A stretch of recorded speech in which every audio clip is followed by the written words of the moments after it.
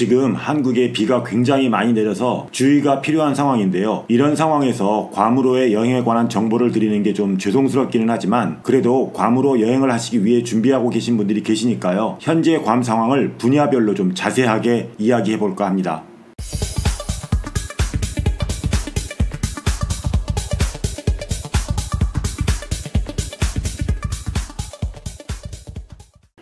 안녕하십니까, 괌투브의 PD 아저씨입니다. 오늘 제가 여러분들에게 해드릴 괌에 대한 이야기는 가까운 날에 괌을 여행하실 때 불편한 점이나 또는 아직 정상적으로 돌아오지 않은 부분이 있는지에 대해서 여러분들께 이야기를 해드릴까 합니다. 우선 현재 괌의 생활 기반은 태풍 이전으로 완전히 돌아왔다고 해도 과언이 아닙니다. 가장 중요한 전기 같은 경우는요 100% 복구가 되었고요. 시각적으로는 일부 지역의 자연환경이 아직은 좀 정상화가 되진 않았지만 여러분들이 괌을 여행하시면서 괌을 즐기는 데는 전혀 문제가 없습니다. 첫 번째로 항공편 같은 경우 여러분들이 검색을 해보시면 잘 아시겠지만 코로나 이전만큼은 아니지만 그래도 저가 항공의 경우 굉장히 가격이 많이 내려간 상태입니다. 여행 일정이나 여행 경비 등을 감안하셔서 잘 선택을 하시면 굉장히 저렴한 가격으로 항공권을 예매하실 수 있을 거라고 봅니다. 두 번째로 숙소, 그러니까 호텔이 되겠죠. 호텔 같은 경우는 거의 모든 호텔들이 태풍 이전의 컨디션을 유지하면서 관광객분들의 예약을 받고 있습니다. 그렇기 때문에 호텔 역시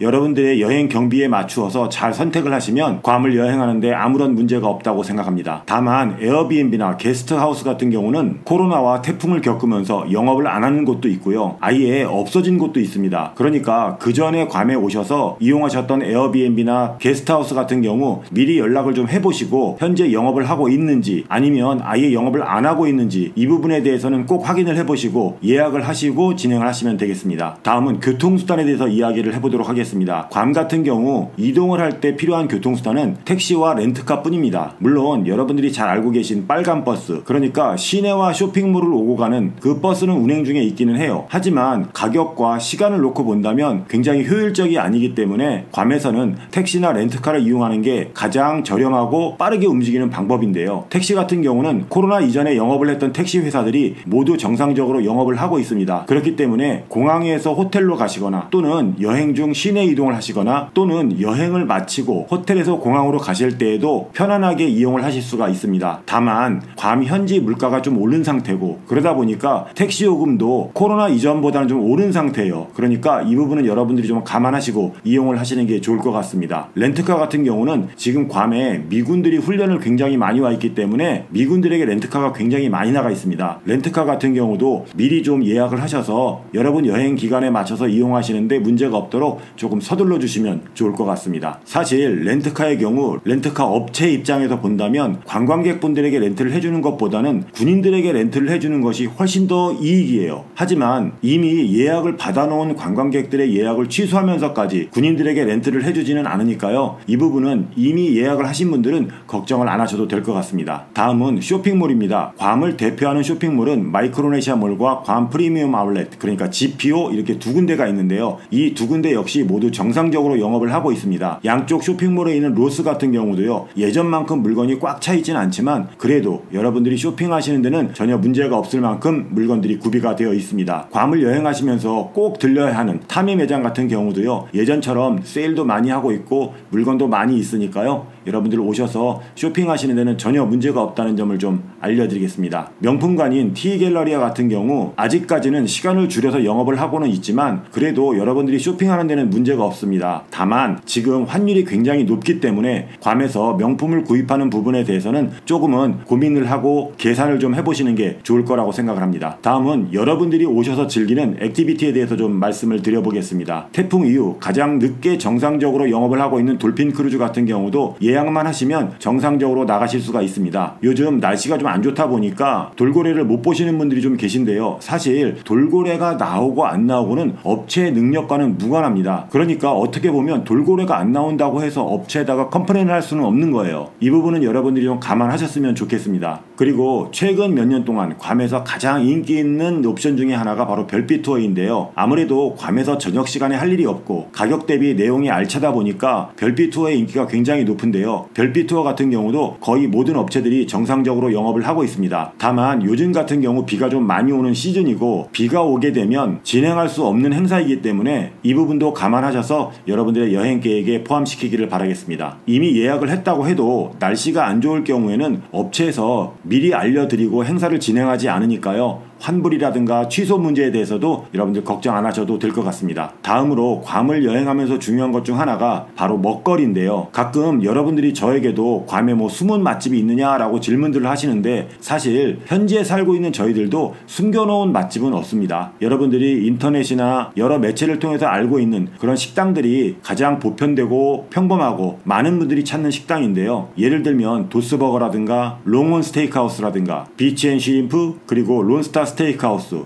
이런 종류의 식당들은 모두 정상 영업을 하고 있습니다. 다만 도스버거 같은 경우 K마트 앞에 있는 지점은 지금 현재 수리로 인해서 영업을 하고 있지 않습니다. 그러니까 투몬 시내에 있는 도스버거를 이용하셔야 되고요. 또한 많은 한국 식당들이 현재 휴가로 인해서 영업을 안 하고 있습니다. 그러니까 한국 식당을 찾아가실 분들은 미리 영업을 하고 있는지 안 하는지도 체크해 보시고 찾아가시기를 부탁드리겠습니다. 마지막으로 드릴 정보는 골프장에 관한 정보입니다. 현재 괌에는 총 6개의 골프장이 영업을 하고 있는데요. 태풍이 지나가고 나서 가장 먼저 영업을 시작한 곳이 골프장입니다. 한국에서 골프를 즐기는데 좀 많은 비용이 들어가다 보니까 많은 분들이 해외로 골프를 즐기시러 나가시는 분들이 많으신데요. 괌 역시 골프를 즐기기에 참 좋은 장소입니다. 특히나 일부 동남아 국가에 비해서 괌은 유흥문화가 발달되어 있지 않기 때문에 가족 단위나 연인 또는 부부가 골프를 즐기기에는 괌만큼 좋은 곳이 없다고 생각합니다. 다음에 제가 골프장에 대한 영상을 자세하게 준비하면서 다시 한번 말씀을 드리겠지만 코로나 이전보다 좀 낮아진 그린피도 있고요. 시간에 쫓기지 않고 여유있게 즐길 수 있는 골프기 때문에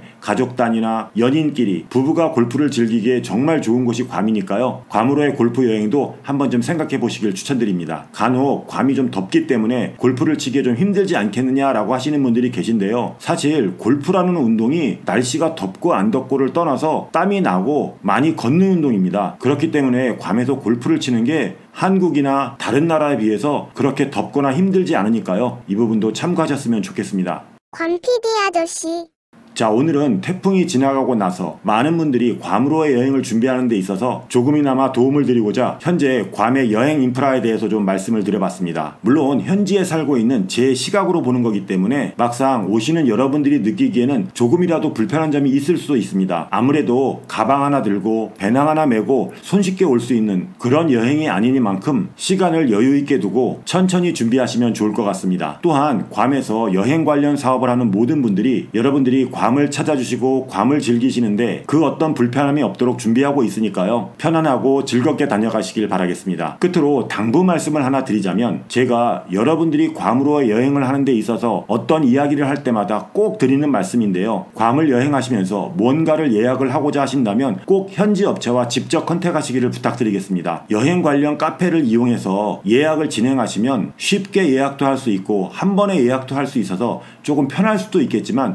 여러분들이 거기에 보내는 예약금은 모두 그 여행 관련 카페의 커미션으로 들어가는 겁니다. 그런 무허가 여행사업을 하고 있는 카페에 커미션을 주지 마시고요. 현지 업체와 직접 컨택을 하시면 그 커미션만큼 오히려 할인을 받을 수가 있으니까요. 꼭 현지 업체와 직접 컨택하셔서 예약을 진행하시기를 당부드리겠습니다. 제 영상 중간중간에 현지 업체 배너가 보이는데요. 제가 광고비를 받고 광고를 하는 게 아니라 제가 이용을 해보니까 굉장히 좋은 업체고 그래서 여러분들에게 추천을 해드리는 그런 업체니까요. 그 부분도 여러분들이 참고하시면 좋을 것 같습니다. 혹시나 시간이 없고 바빠서 괌 자유여행 길잡이 같은 카페를 통해서 예약을 하신다고 하는데요. 사실 직접 현지 업체를 컨택하셔도 그렇게 복잡하거나 시간이 오래 걸리지 않습니다. 진짜 바쁘고 번거롭다 라고 생각하시는 분들은 차라리 저에게 연락을 주세요. 제가 현지 업체와 바로 연결을 해서 예약을 진행해 드리도록 하겠습니다. 솔직히 말씀드리면 괌에서 어떤 옵션을 하시든 간에 괌 자유여행 길잡이를 통해서 오셨다고 하는 것보다 괌 PDRC 통해서 왔다고 하는 게 더 대우받고 환영받습니다. 그러니까 그동안 코로나로 인해서